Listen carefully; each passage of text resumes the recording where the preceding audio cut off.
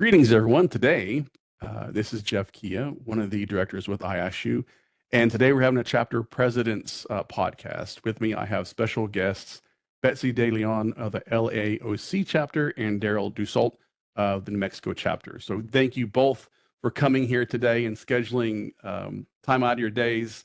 And we're all in I think we're in 3 different time zones. So Yeah, we are. Thanks for having us. Yeah, for sure. We'll go and get started.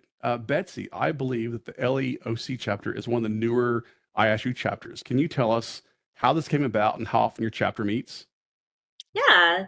So we actually started in July of 2023. So we just finished celebrating our second anniversary. It's been a great time, but we recognized as a community that we needed some real local calibration and education among SIU professionals, especially in the Los Angeles and Orange County areas. Southern California is a large territory, so we wanted to make sure to concentrate on the areas that we see fraud the most. So while IASIU has a strong national and international presence, we wanted to create something specific to this unique area with its own challenges and opportunities in the northernmost counties of Southern California. So our chapter was formed with the help of a small group of committed fraud fighters who saw the potential to build a stronger network here. We decided to meet once a month, and so we have continued that cadence. However, we do switch both from Los Angeles County and Orange County since Los Angeles County is quite a vast county itself. We want to make sure that we hit both counties in order to provide that environment for people to come in person. Networking is such a crucial part of our roles. So we wanted to be able to provide an easier access to those meetings since I don't know if you've heard, but LA traffic's a little difficult at times. Yeah. So we're very conscious about people's drive time and ability to come and spend a couple hours with us. Excellent. What made you want to get involved with IASU? Well, I've been involved as a member for several years. However, I saw with our local chapters, I wanted to be involved with the continuing education and peer collaboration, especially. I find a lot of value in that. Times working in SIU can become very isolating since most of us are remote workers. So I know IASIU does provide that connection with the members. So I wanted to be able to be involved with, sharing best investigative practices and staying ahead of our fraud trends that we all tend to share collectively as a community. And it was also important for me to be a part of an organization that values ethics and integrity as much as I do. And I also really lives that out. Yeah, for sure. Darrell, over in New Mexico, we'll go over to you next. Could you tell us about your trainings and how you cater to your members? Yeah, so we're kind of unique because we have a lot of membership in different areas, people who do medical or auto or property or what have you. So what we try to do is we try to focus our trainings on what people are wanting and kind of spread it out from each different area. So it's not only property or not only auto. So like most recently, we did a CPT coding training class. So we had somebody come in and give us a course on medical investigations and CPT codes, and that worked out really well. Our next goal is to try to do some AI or deep fake type training for people at the local chapter. And then we're trying to work on trying to bring in some way to train people on like some medical as in health insurance stuff. Because we do have a few health insurance members. We're trying to expand out in that area some too. So we're trying to cater to them a little bit. So we kind of train that way, but usually it's kind of like Becky said, we try to do it in person, but we always add a virtual option as well. So people who are not local can still kind of attend. So Nice. And Darrell, what's the most rewarding thing about serving as president in your chapter? I like that it gives a local impact. The ability to take charge and take part in our local community only, not only like at an international level or, through your company or through whatever else, but here locally, you can focus on what matters locally. So like getting a governor proclamation signed about fraud so you can kind of make sure people locally and the local fraud bureau are involved in the fraud fight and things like that. So the local impact is probably the most rewarding, I think. Yeah. So speaking of community outreach, Betsy, I know that some chapters have participated in the community outreach. Has your chapter done anything to help the community recently? Yes, as I'm sure as with the national news, in LA County, we experienced some really devastating fires earlier in the year. This hit close to home for myself since I live in that area that was affected.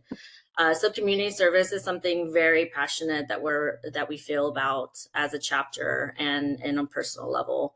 Um, Due to those fires, we organized a donation drive to support families that were affected by the devastating fires.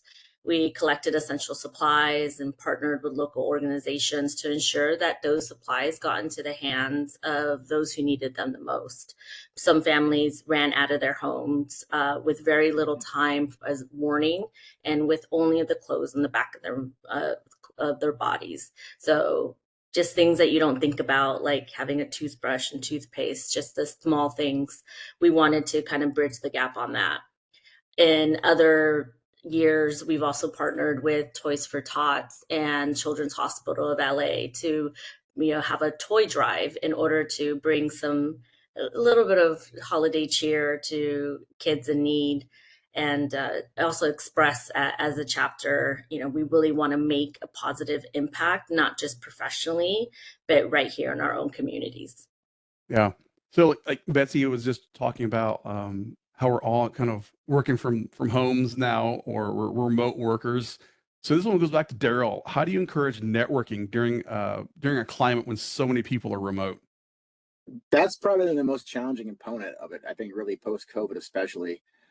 Initially, we tried just doing virtual only meetings, and that was fairly unhelpful. I mean, it gave you a chance to meet, but you couldn't network as well because, as you can tell, when they get the big group together on a call, no one seems to be able to talk, or everyone's interrupting each other, or like, you go first, no, you go first, kind of thing.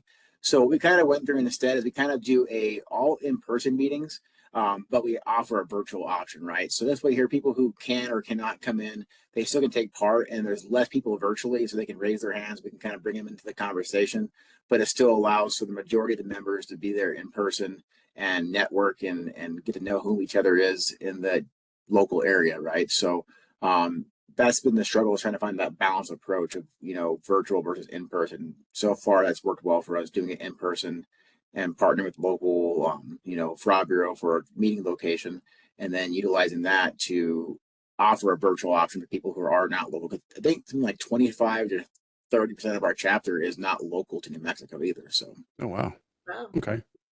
So let's talk about like conferences. So we just had our South Texas TSIU chapter did their conference down in Houston, and we celebrate that because we don't have to do the work.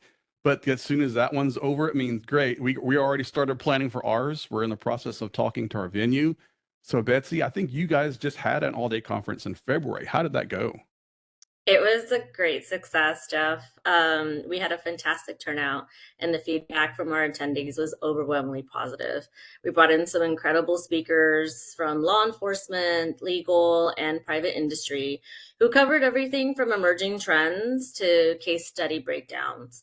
One of the highlights of the networking was also energizing to see so many people exchanging ideas and building connections. We heard a lot of times, oh yes, I've talked to you in the past, or I've seen your face, and now I get to put a face to the name. And we ended the conference with a great live crash demonstration that was really well received, very engaged with our attendees, and the vendor who put it on is very well respected in the industry. And it was a really great representation of seeing something that we see on paper a lot of times with maybe a low velocity impact, and seeing how that actually works in the real world. We're already planning, as like you said, you end one and you automatically start planning another one. So we're already starting to plan for next year. We do want to enhance it and also make it larger. and with some of the other chapters tend to have more than one day, and that is our eventual goal, but we wanted to start with a one day for right now in order to build up on that. Sure. So we start thinking about like longevity of the chapter and being successful. I was a chapter president for 6 years, and at the end, about the 4 year mark, you're like, all right, I've had enough. But how to make sure the next legacy is successful? Darrell, where do you see your chapter in the next 5 years?